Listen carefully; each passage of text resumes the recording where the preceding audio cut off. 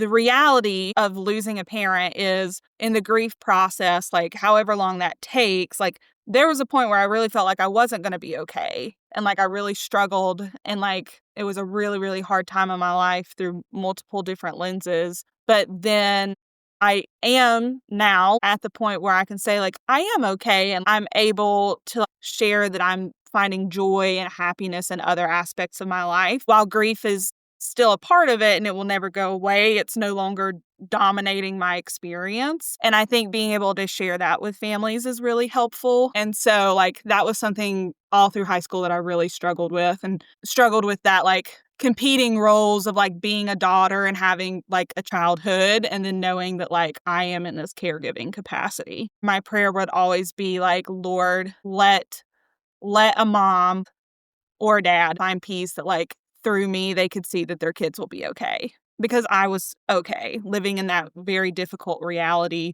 both, before my mom passed away and after my mom passed away.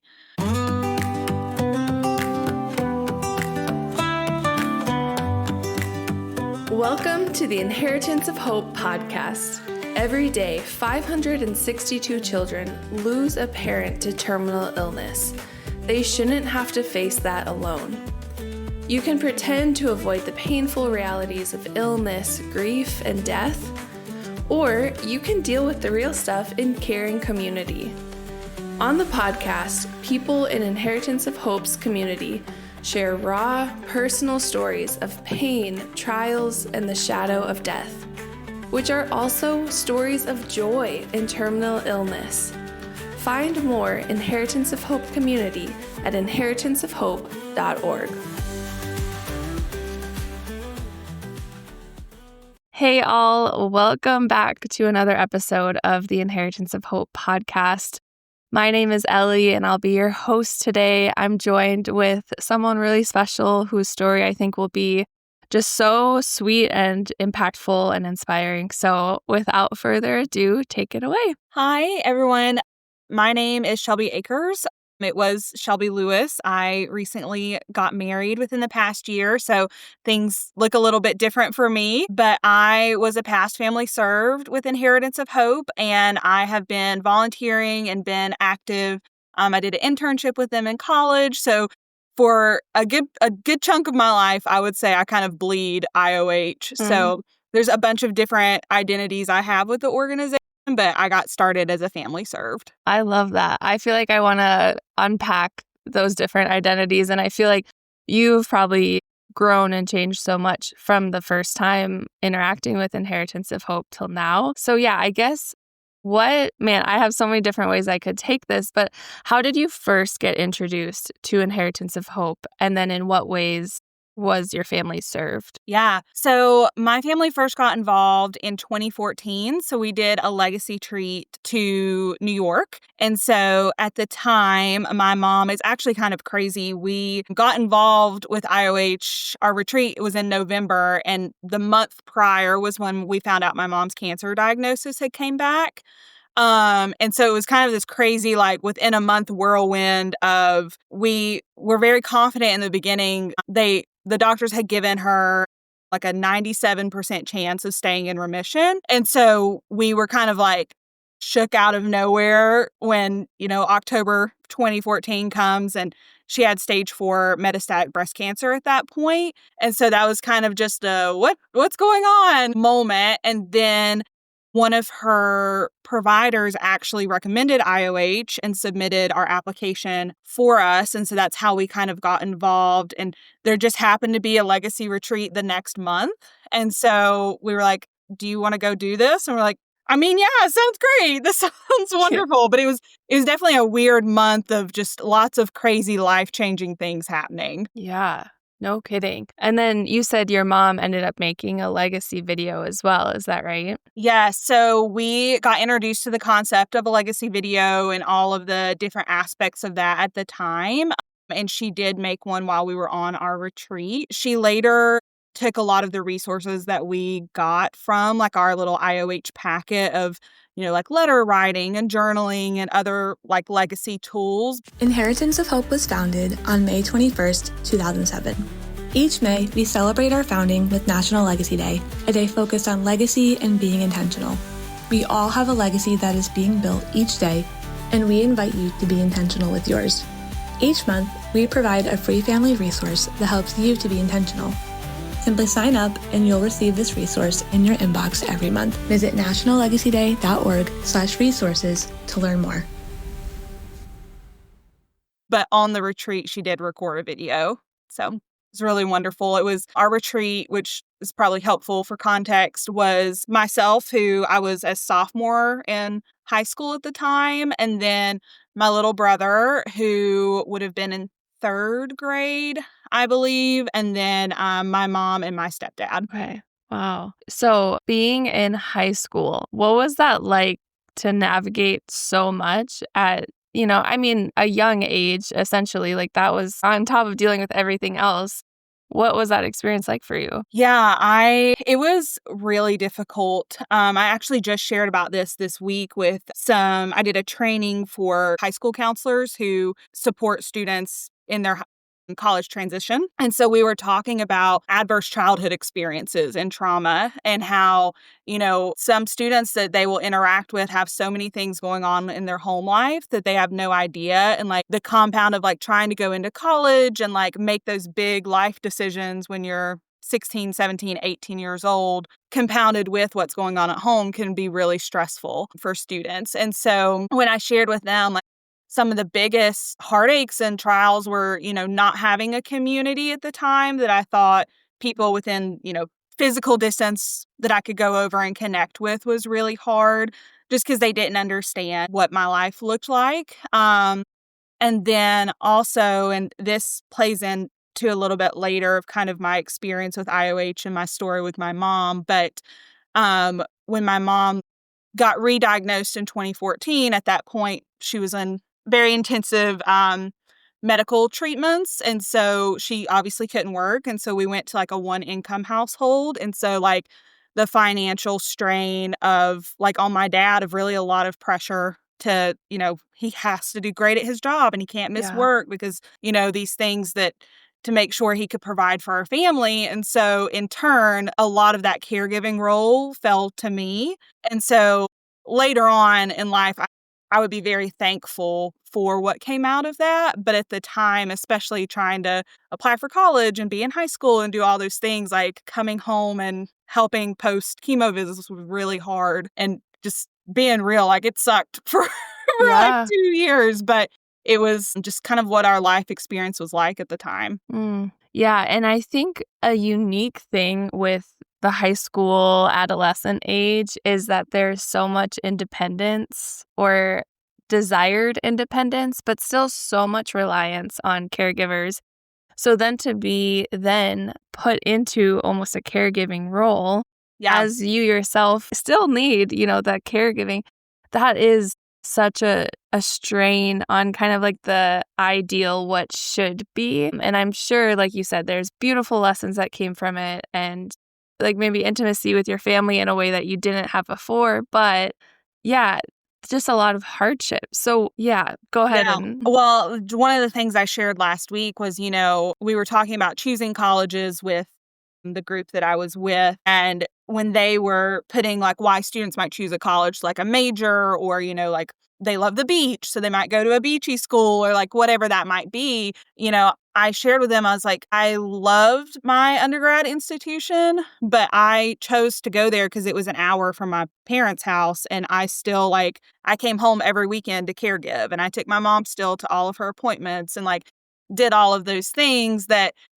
selfishly at the time, my 17-year-old was like, no, I would have loved to go to a different school that I had like my heart set on. But, when I left high school, I changed like my identity from being a high school to a college student, but my role as a caregiver didn't change. And so I still had to like think about how would I be there for my family. And then honestly, balancing a lot of guilt too of, all of my friends at the time were talking about how excited they were all to go off to college. But, I felt very guilty because at the time, our doctors and medical team were like, this is terminal and we're going to do everything we can for you to talking to my mom, like spending as much time as you can with your kids, but like you do need to live in the reality that this is going to come to an end at some point. Mm-hmm. And we're just hoping that that end is a ways away. But like you still need to know that. And so having that like knowledge and people telling us that over and over, I was like, okay, well, how can I choose to go off to college and like have these wants as a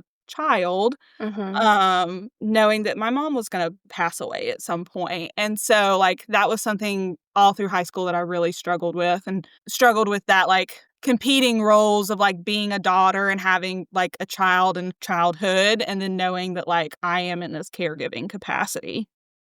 Yeah. And what's interesting about this podcast is that with Inheritance of Hope, we serve each member of the family, right? Mhm. And I'm not sure that all organizations do that. I think Inheritance of Hope does that really well. Mhm. And so with this podcast, my hope is to get perspectives from each member of the family, because I've had a lot of interviews with the diagnosed person. And of course, their world is flipped upside down. They have all these things to consider. But there are like the spouse is now a caregiver and like single income earner. The Mhm. kids' lives are completely changed. So I so value the perspective you're sharing, because I know this is the story of so many people. And to Mhm. like hear you sharing this will hopefully, I know, make other people feel less alone in this. Yeah, we touched on in the beginning, like different roles within IOH. Like, obviously, being a family member served, like that was my first one. But then turning in and going into being a volunteer when I turned 18, that, like what you just talked about, of, hopefully that someone gets something out of our experience. Like, that was the reason that I decided to start volunteering, because well, one, our legacy experience was amazing. Like, I have friends that I'm still friends with now, like, created lifelong relationships. Like, it was wonderful. But then on the flip side, I was like, I really do feel like, not thinking too highly of myself, but like, I do feel like I had something to give to families. And especially like when I would go into serving on retreats, like, my prayer would always be like, Lord, let a mom find peace, or a dad in the situation, but I primarily was with Mm-hmm. moms. I was like, let a mom find peace, that like through me they could see that their kids will be okay. Because I was okay living in that very difficult reality, both, you know, before my mom passed away and after my mom passed away.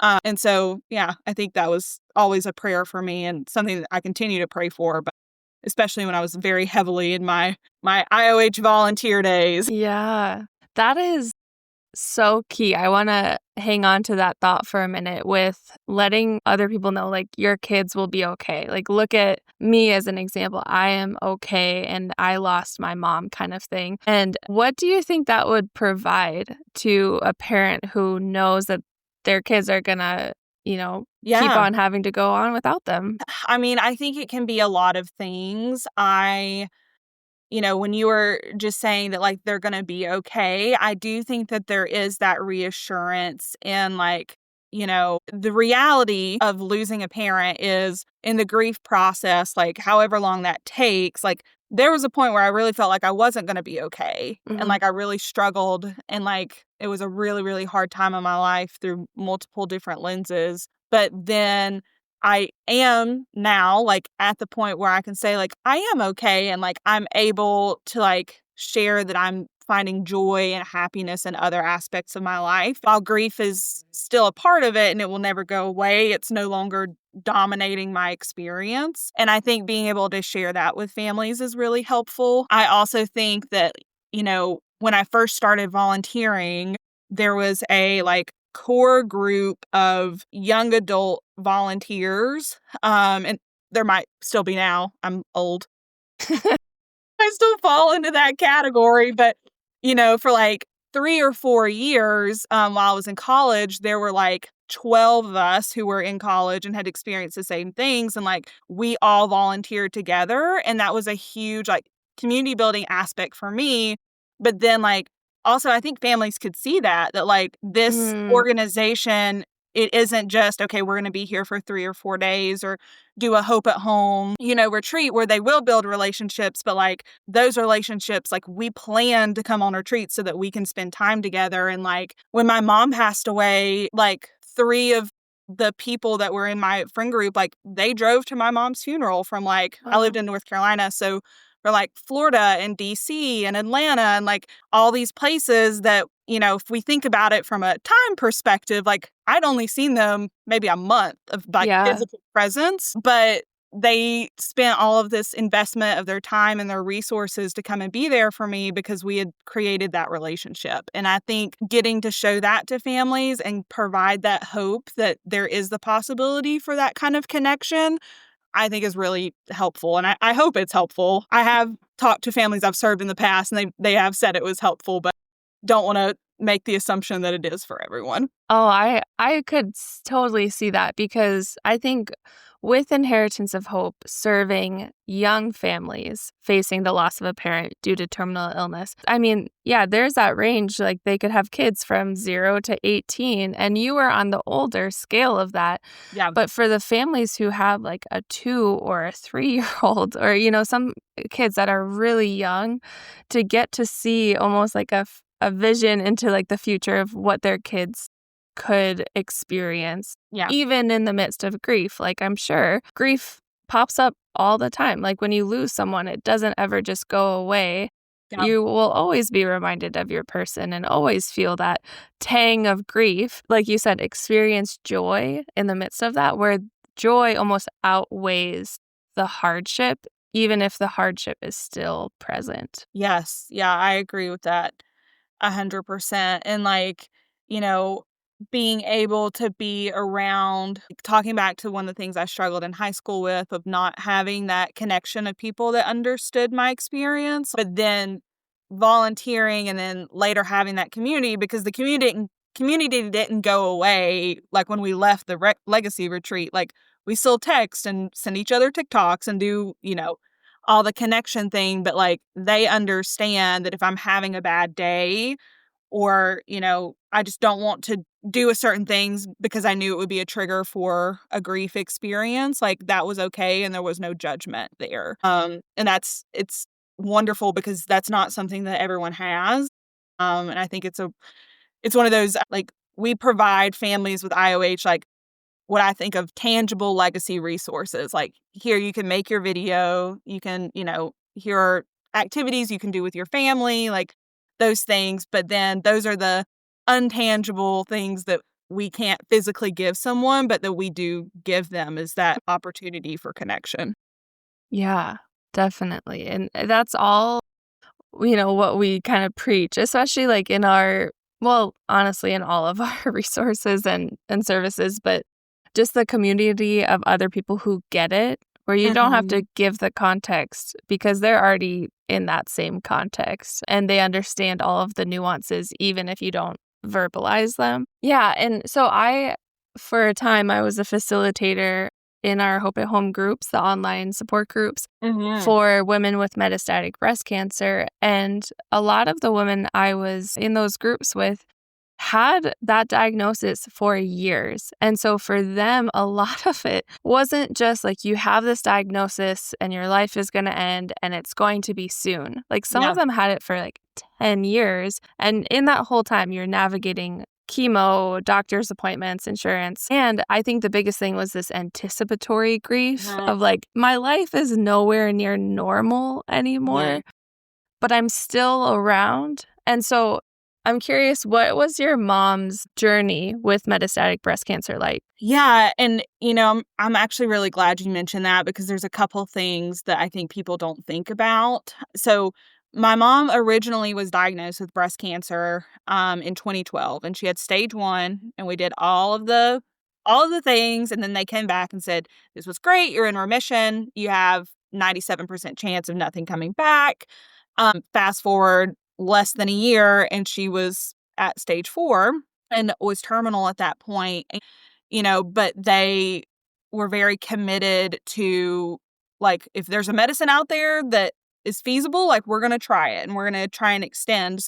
She got her stage 4 diagnosis in 2014, and then she passed away in 2020. So she had 6 years of that kind of like very intense diagnosis. And, we ended up doing a clinical trial at the National Institute of Health. And so that like was another kind of extension on our time of like, 6 years prior when she was diagnosed, like that wouldn't have been an option, but it was Mm. later. And so you were mentioning the reality of like anticipating grief Mhm. coming. That was definitely an aspect, but I think something that my mom struggled with more was like, I don't know if there's like a term coined for this, but like grieving what she's already missing. Mhm. So at that point, like when I was in the beginning of college, like leaving high school, the things that my mom wished she could have done when she was healthy and like anticipating that those things were coming of like, driving to come see me if I couldn't, come home a weekend or like doing those like extra things like helping with move-in day and like the things that take a physical well body at the time. Like I think she grieved a lot of like, I'm here and I'm so thankful to be able to be emotionally present, but I feel like I can't be physically present.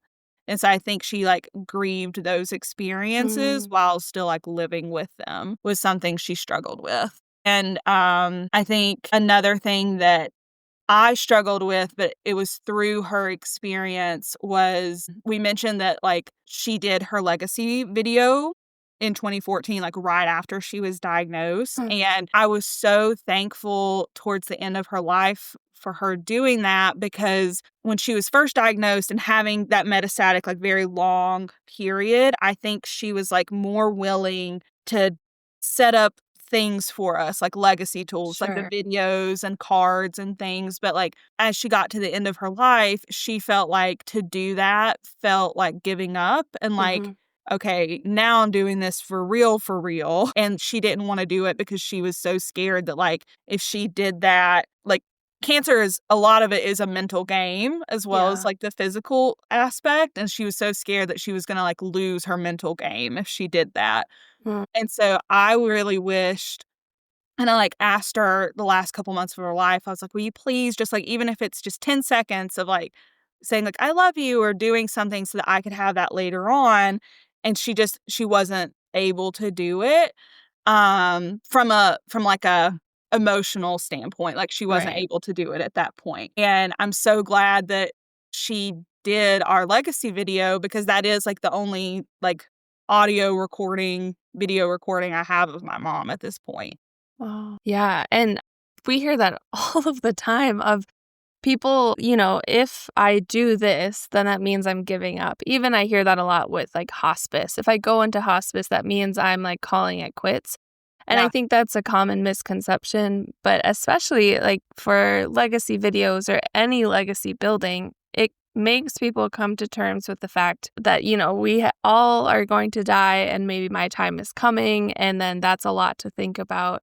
So, what a gift it is that she did that. Like, even if you wish that there would have been maybe a second one Mhm. years later, but just to have it on camera and legacy video is so cool because you don't just know what the person thinks about you and these stories, which is so important. You have their actual voice. And then it's Mhm. like a video, so you see their mannerisms and their quirks and things. What, if you don't mind sharing, what did your mom share in her legacy video? Yeah, I think it's funny that you were just talking about what, like it's not just their voice, it's these other things too. Because like in her video, I don't know if IOH does separate ones now for like individual like people of the family. Like if my mom would have wanted to create one just for me or just for my brother. Like I don't know if that's an option. So she did Yeah, we do. like okay, great. Yeah. Yeah. So at that point, which gosh, like 11 years ago now, it was just one video. And so like she kind of divided like, okay, Evan, I'm talking to you and Shelby, I'm talking to you. But then she also like included a section on just things about her that maybe wouldn't have come up in our conversations together of like, what was your relationship like with my grandpa at the time who was also passed away? So it's like we couldn't have gotten that information from him or, you know, what are things from your childhood that like it would have never come to me to ask like what her boyfriend in high school was like, but like Right. those things that now I'm like, man, like, I'm so glad that she said those things that weren't to us, like what she wanted for our future or anything like that, but it was more insides to who she is. And so I loved that part. There was also like where she did talk directly to us. And, my mom was, I know I always just think is be very intentional about what you do because your actions matter and your legacy matters. And so my mom was very intentional naturally. And so like in her video, like for me, she shared like very specific experiences or things about me that she loved, like that had Mm. already happened. And she's like, you know, the way that you handled this situation, like, makes me, like, so proud of you, or, like, I love this aspect about you and you did it in this way, or, like, which was so comforting and wonderful to hear. But then she also, like, talked about things that were in the future that she might not have been there for. And some of them, like, she was, like, me going to college, like, she mentioned, like, wanting to see that, and she did because her Yeah. diagnosis was so long, which was a blessing. But then there were other aspects that, like, she didn't get to see. So I am a very, like, lovey romance, love a good romance book kind of Mhm. person. And so, like, my greatest desire in life was to always, like, have a family and be a wife and, like, have my own family. And she knew that and knew that that was probably a reality that she wouldn't get to see. And so she was very intentional. She was like, Shelby, like, this is what I want for you and a husband one day. And, like, these are the attributes that, like, I see in you that I think you would want in a spouse. And then, like, she very specifically, like, talked to whoever my future husband would be. And she's like, Wow. these are the things that, like, it's gonna make me cry. She's like, these are the things that, like, if I was here, I would want you to do for Shelby. Like, help her around the Mm. house or do these, like, things that show her that you love her because this is how Shelby receives love well. And just getting to have that. And, my legacy video, my brother watched his maybe a year after my mom had passed, but I waited like 4 years after my mom passed to watch her video because like I mentioned, like I didn't have anything else. And I was so scared that if I watched the video, that at that point, like my birthday cards my mom had wrote me and my like just because cards and things like that, I had already opened them. Mm. And so, like, this was my last thing of my mom that was new. And I felt like if I watched her video, like, everything about her at that point would be a memory and I wouldn't Mm. have anything new. And so I, like, couldn't bring myself to do it. And I was getting ready to get married. And, like, 2 weeks before, I looked at my now husband. I was like, Luke, I think, like, I want my mom to be part of our wedding. And so I want to watch this video with you. And he's like, okay. Sounds great. And so, like, we watched it and it was wonderful and horrible in the sense that I was crying so much, but it Mhm. was so good. And, so many mixed emotions that, like, you feel at the same time. And, like, he cried because he's like, I feel like I got to meet your mom because she Mm. talked to me and, like, these things that were just so special. And so, like, I really felt like in the moment it was the Lord. And selfishly, I felt like my mom too, because, like, I still probably wouldn't have watched the video because I was so Mm. scared to watch it. But, like, I really wanted her to be involved in that aspect of my life, and I'm so grateful because, like, Luke got to hear those things before we got married, and, like, Mm. it was just this perfect, like, my mom knew me so well that she was like, "No, like, this is gonna be a part of, like, what means most to you." And so even though it's not about you, it is about you, and, like, I wanna include that in her video, and it was just so sweet. Wow. You got me crying, girl.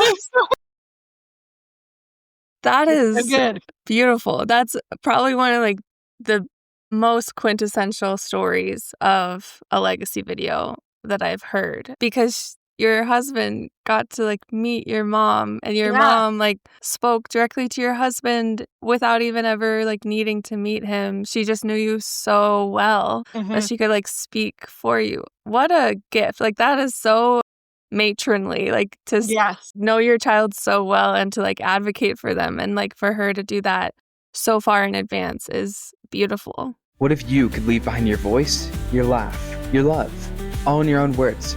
Inheritance of Hope Legacy Video Service gives you a priceless opportunity to share what matters most with your loved ones. With a legacy video coach handling all the logistics online, you create a lasting treasure for your family, one that's edited, securely backed up, and easy to share. It's completely free thanks to generous donors. Start your legacy video today at inheritenceofhope.org. Yeah, and it was funny because, like, there were parts of that aspect of the video where, like, she's like, "I know you're gonna be funny, like, I know you're gonna be very, like, these different characteristics," and Luke was like, "Okay, this is so weird," and I was like, "No, it's not weird," because she knew that, like, I wouldn't pick you and you wouldn't pick me, and, like, the Lord wouldn't put us together, like, if we weren't meant, like, and matched in this way, and she knew by loving me, like, what those characteristics would be, and I was just like, "Oh, okay, Hope." Well, Sorry, my mom's name was Hope. I was like, "Okay, Hope, I see you up there." doing her thing. Wow. Dang. Yeah, what were some of the things where you're like, that is spot on? Like, this is who I'm marrying, and this is who my mom said I would marry. Yeah, like, one of the things, like, being funny and, like, having a sense of humor, and then she was talking, like, about, she's like, "I know that Shelby is a very much a caregiver," and I was like, "Foreshadowing, Hope." She's like, "I know that Shelby, like, really likes to take care of people, and so she's going to want to, like, like, take care and do, like, household things," and, like, she's like, "But you are going to feel like you want to provide for her, and you have to, like, lovingly be like, 'Shelby, let me do this for you,' and, like, Luke does that all the time," and I was like, "Oh, it's just so," like, it was just those moments, it was like, "Okay, thanks," like, and it really was just this affirmation at the time when, like, even though I was like, "Okay, this is the person I wanna marry," like, that's still a huge life decision. Yeah. And, like, to have a parental figure, like, still give me that, like, affirmation that I didn't even know that I needed or wanted, but it, like, came as this blessing was huge. Yeah. And obviously, like you said, not having anything brand new anymore, like the legacy video was kind of the last thing. To me, like hearing that story feels like worth the cost of getting Yeah. to experience that with your husband. And like you said, like you didn't know that was in there. You didn't know she was going to be talking directly to him. So to experience that, it feels like a divinely orchestrated thing that you decided, like, okay, we're going to watch this video before we get married. And it was Mhm. so fitting. What are some ways that you still like incorporate honoring your mom, remembering her, and even if it's not like a brand new experience, how do you navigate that? Yeah, there are ways that I have done in the past and the ways that I still do. I think volunteering and being a part of IOH will always be a way that I get to honor my mom. And, like, even when my mom was still alive, like, that for me was, I still went on retreats and served. And I feel like I'm at, like, 15 retreats at this Wow. point, maybe. So, yeah, like, I took a little break after her passing because I was like, I'm not helpful to anyone in Right. this state. But yeah, I think serving on those retreats and the things that, get to come out of it. And then I think, like, I still definitely learn things about myself and my relationship with people and the Lord, like, through serving. My mom was a very spiritual person, and so I think that aspect of, like, the Christian lens that IOH does have is an honor to her and her legacy in that way. One of the things that, and I don't remember if it was something that IOH recommended or if it just, like, was a hope moment, but, like, my mom was very worried that, like, maybe worried's not the best word. I think something that she valued was, like, her relationship with the Lord and then, like, my relationship and my brother's relationship with the Lord. And she was, it made her so sad to think that as we went through life that she wouldn't get to be there to be, like, spiritual guidance for us Mm. because that was such a huge aspect of what brought her peace and joy. And so before she passed, she was like, "Okay, Shelby, here are 5 women in your life that, like, if you need a godly mama or a godly Oh. woman to go look to, like, these are the women that I want you to, like, feel comfortable doing." And, like, 3 of them were, like, people from IOH, like, that I had just met, like, through volunteering, and, like, Jill Thompson, who's amazing, and Christy Steiner, Lisa Hunter, and she was like, "These women are good, godly women, and if you're struggling with something spiritually, go to them because I trust them with your faith and I trust them with your, Mm. like, walk with the Lord." Just so sweet. And so, like, maintaining those relationships and, like, still pursuing the Lord and serving in different ways, I think is always honoring to my mom. because Mm. she wanted that for us so badly. Um, and then there are other, like, little aspects too that are not as, not as something that happens on a daily basis or as often, but those, I think, are the big ones that are just, like, every time it happens, I'm like, "Okay, I love you, and, like, this is my way of showing I love you even if you're not here." Yeah, what are some of those smaller things? Not that they're small, but the Yeah. less day to day. My mom was huge on birthdays, and so, like, really going, "Okay, no, like, we're gonna eat cake, like, we're gonna really celebrate a birthday," and, like, Yeah. this is a way that because that's something that, like, she valued and she honored, and, like, I try and do something on Mother's Day that, like, gives back to people instead of, like, just sitting in my grief because I know that that's not good for me, and, like, that's not what she would want. So, like, one year, like, I wrote Mother's Day cards to all the moms in IOH who have metastatic breast cancer, and, like, one year I went and volunteered at, like, a women's shelter, and so, like, being intentional on certain days when I know grief is gonna be harder and try and do things that honor her in that way makes grief a little bit easier. And I think just I do, like, try and do legacy things for the people that I love now because, like, she really did, like, she left us so many cards and, like, birthday notes and things that are so special, and so, like, being able to do that for other people, I'm like, "Okay, this is a way that I get to love other people the way that I was loved so deeply." Yeah. I love the thing that you did, writing cards to all the women with metastatic breast cancer. That's, I'm sure, such a treat for them. And then, yeah, like you said, kind of a way to channel the grief from just like sitting in it like a pool that you're going to drown in Mhm. compared to like, okay, this is something that I can, channel for good and to like come alongside other people who are also grieving. And together we might feel a little less alone. Mhm.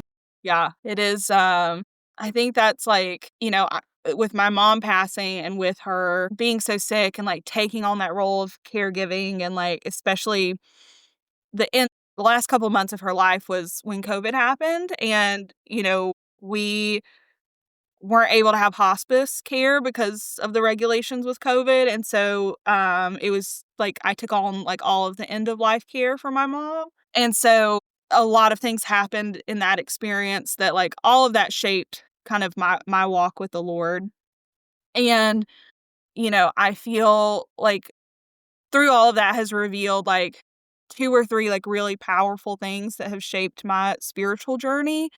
And one of them being, like, at the end of the day, we just want to be seen and heard and known for who we are, and, like, that's an inherent characteristic of being children of God, and, like, that's why we want to be in relationship with Jesus and all these things, but I do feel that, like, everyone feels that way, and so being able to, like you said, and even if it's in small ways, like, be that for someone, like, seeing them and knowing them and, like, sitting with them in their joy or their pain is just, I think, a gift that you can give other people that can't be overstated, I guess. It's a good Yeah. way.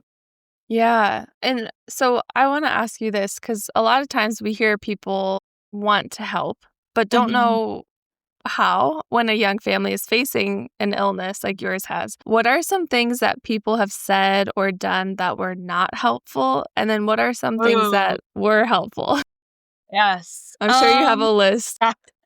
The not helpful ones, I think, are things that, like, one, people probably think of, and then other ones are like, "Oh my gosh, I can't believe people would do that," but you're like, "Yeah, they would." But I think one thing for my mom was, like, when she did feel up to going somewhere, like, if we went thrift shopping or, like, she was having a good day and we went out to eat, and, like, people, I hope, with good intentions and not just because 'cause they're nosy, but I think people are inherently can be that way. Like, every time they seen her would want, like, an update on how she was doing, and, like, that just became so exhausting of just, like, it came from a place of, like, wanting to check in, but if every person every time is, like, making you relive what's going on and the difficulties, Mm, it can be really, really hard. And so I think that was a big thing. I say that there were a lot of tough things, but there are also a lot of really good things. We lived in a very small, tight-knit, like, mountain community in North Carolina, and, like, just people being willing to just love freely was so huge. So, like, I know that not everyone has the financial means to, like, give, like, money or, like, to give, like, a gift card to a restaurant or things like that. Like, but that was, like, the people that did that were so helpful, especially on nights when, like, my mom just didn't feel good, and it was like, "Okay, well, we're just gonna go pick up barbecue or whatever because we have a $20 gift card someone gave us." Like, that was so helpful. But then also people that, like, were like, "Hope, if you just want, like, Shelby and Evan to go do something fun, like, we will take them. Hmm. Like, they can come with our kids and, like, go river tubing, or we'll go do something where, like, my mom didn't feel like she had this guilt of holding us back from, like, childhood experiences, and someone, like, was able to provide that for her, I think was a huge, huge thing that was really helpful. Well, especially like what you were saying earlier of kind of honestly being robbed of some childhood experiences, not to anyone's fault. I'm sure like Yeah, there was a lot of emotions to navigate and maybe resentment or bitterness was in there, but like, it not to anyone's fault were you like intentionally robbed of these things. So for other people to kind of see that and fill that gap of you still deserve to have a fun childhood with new memories and light-hearted experiences as you're going through dark, heavy things. It's just I think a good reminder to anyone listening because we will have plenty of listeners who are not sick. They're not part of yeah, medically complex families.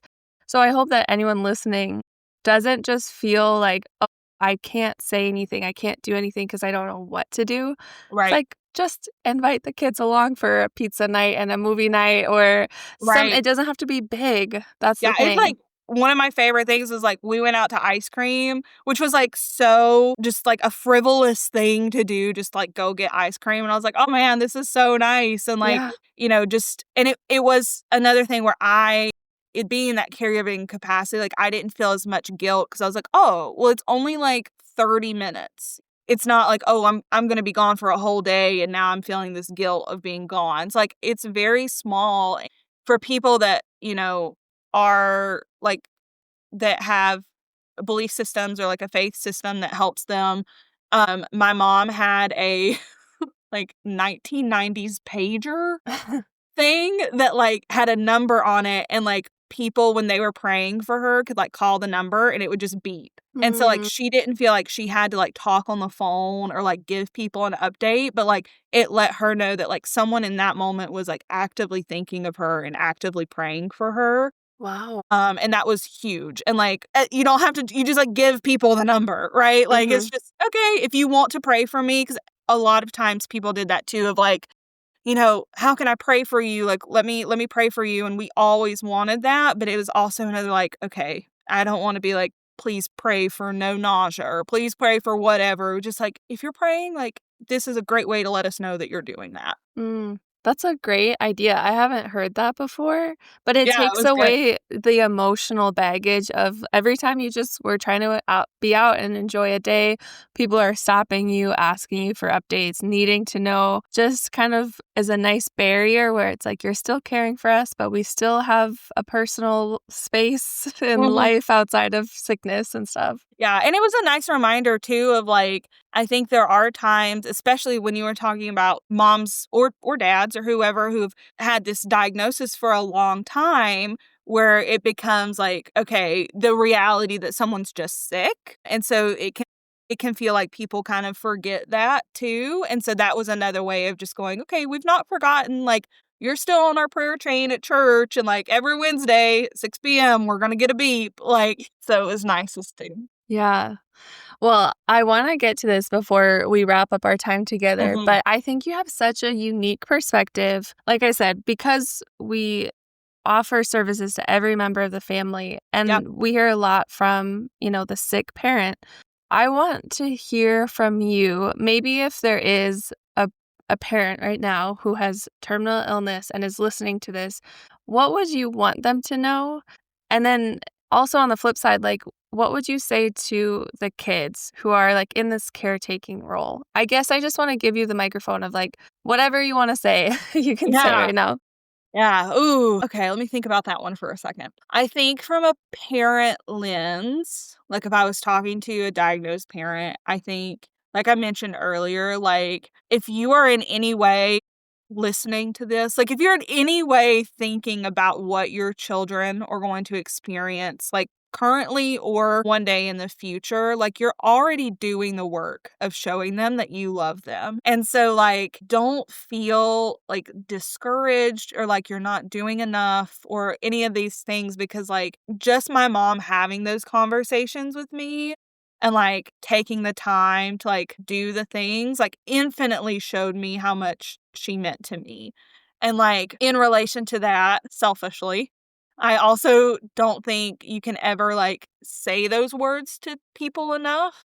I mean, I'm getting my doctorate at the moment, so, like, my, like, academic research brain, like, research shows us that, like, it takes 62 times of hearing people say something, whatever it might be, for it to move into long-term memory. Wow. And so, like, obviously, like, we hear "I love you" all the time, right? But those things of, like, you are so thoughtful or, like, things that you would want your kids to know that you want them to know that you know, like, just even if you seem weird or your kids think you're weird, like, just keep saying it over and over again. One of the things that, like, stuck out to me the most with my mom, because she said it over and over again, was, especially being in that caregiver role, if any parents out there have children who are having to step up to the plate to be in that capacity, like, my mom said, no matter what happens, no matter if we have a bad day, no matter if we get in an argument, like, you did everything you could to make me feel loved. And, Mm. like, that has been so reassuring for me that, like, my mom knew how much I loved her and I knew how much she loved me. And, like, just because she was very intentional about, like, communicating that with me. Um, and then for kids or young adults that have been in that caregiving role, I think 2 things that I would say is, like, it is okay to feel guilt or resentment or these, like, emotions that we associate, like, negative things with, because that's just part of the process. And, like, Yeah. we were never, if you have faith, like, we were never designed to feel these things. Like, they are hard and, like, we can recognize that they, like, suck. Like, this Mhm. was not the way it was supposed to be. And, like, just giving yourself grace to live in those feelings, like, it's gonna be okay. Don't beat Mm. yourself up too much when those hard things happen. And then I think the other half of that is, like, really invest in those relationships, not just with your parent or the person that you're caregiving, but, like, the people who are gonna be there for you if your parent passes. Because, like, I really struggled after my mom passed that, like, I'm so thankful for my IOH community I had, but my physical, like, in my accessible community, I poured so much of my life into caregiving that then after she passed, I was like, "Oh, I have this gap in relationships where it's Mm. like, people love me, but, like, I don't have that person really that I can go to and, like, be with because I've neglected those relationships." So, like, if you have the capacity, like, still be able to do that and be there with other people because you're gonna need that one day. I love that. I feel like I just want to give you the microphone for hours, and you should write a book about this, and, like, people could learn so much from what you have to say. So I, like, hate to cut the conversation short, but for the sake of time, I'll just move on to our last question, Yeah. is we ask every guest on the podcast, whose legacy has impacted you in a way that you still carry on their life and legacy in the way you live? I mean, obviously, my mom, Hope, like, the way that she modeled, what she wanted for us and, like, her relationship with the Lord, like, different aspects of who she was has then led into my life. And, like, doing a legacy video that she could talk to my husband, like, these were things that, like, have been so impactful. But I do think that there are other people when we think about legacy, like, it's not just after people pass. I think it's what people do in the present. And so, I mentioned one of the women that my mom was like, okay, if you need spiritual guidance, like, go to them, is my friend Lisa Hunter. She, like, I moved to a new city and she just happened to be in that city after my mom died, like, living there. And, like, her just, like, pursuing the Lord through me in the way that, like, she opened up her home and she was like, "Anything you need, like, I'm gonna be there for you." And, like, which, being 100% honest, at that point in my life, I was probably a little hard to love. 'Cause I was grieving really hard, but, like, she Yeah. took up that, like, mantle that I feel like the Lord put on her to love me, and she did it so well. And so, like, I will always be thankful for her in that, like, area of my life. And, like, the Lord has put other people in my life who have done the same thing, Mhm. but just, like, tangible things of, like, you are living your legacy, and, like, when we pass, we get to be thankful for those things, but it's those things that you are really doing now that set people up to show them that you love them later. Well, I love that. Thank you so much for spending some time sharing about Hope, your precious mom, and the legacy that she leaves. It's so sweet to see how that experience and that relationship shaped you to be who you are and being a leader in this conversation. So thank you. Thank you.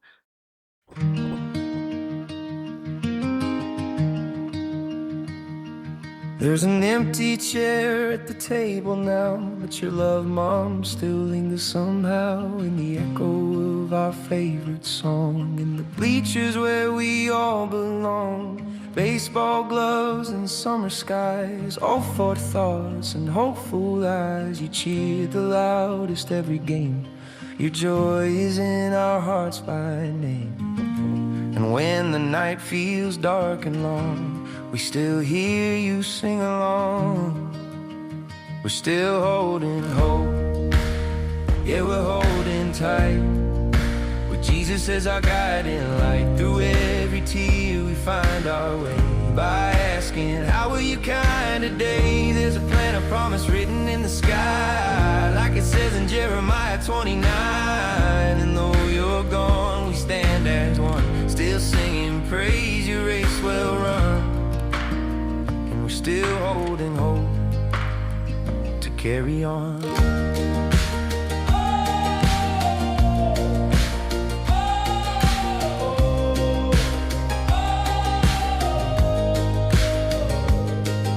Christmas comes and the lo main's warm. Chinese takeout is our little norm. Laughter shared through memories, and fortune cookies and family trees. Mike stands strong though hearts have bled, and Evan dreams of the road ahead. Ministry beats within his chest, your legacy now manifest. And Shelby's found her forever friend. Luke's love is where her heart begins again. We're still holding hope. Yeah, we're holding tight. Jesus is our guiding light. Through every tear we find our way. By asking, how are you kind today? There's a plan, a promise written in the sky. Like it says in Jeremiah 29. And though you're gone, we stand as one. Still singing praise, your race well run. And we're still holding hope to carry on. From front porch prayers to Sunday pews, we find your smiling gospel tunes. Our voices rise like heaven's flame. Together worship still proclaims. We're still holding hope. Yeah, we're walking strong. But Jesus loved to lead us on. We'll swing the bat, we'll sing the song, and carry all your joy along. There's a plan, a promise written in the sky. Like it says in Jeremiah 29. The future's bright, the past embraced. Your memory time won't erase. We're still holding hope. Forever change, but love remains. We're still holding hope.